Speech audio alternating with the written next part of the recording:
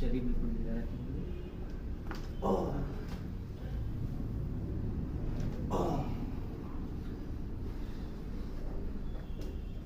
दूध रखना, नहाइए।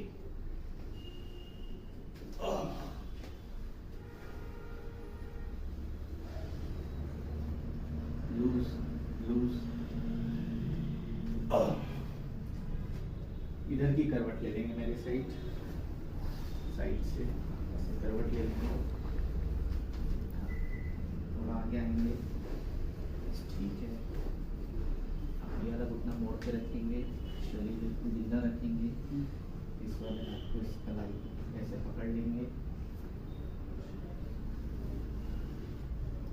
Body relax, loose.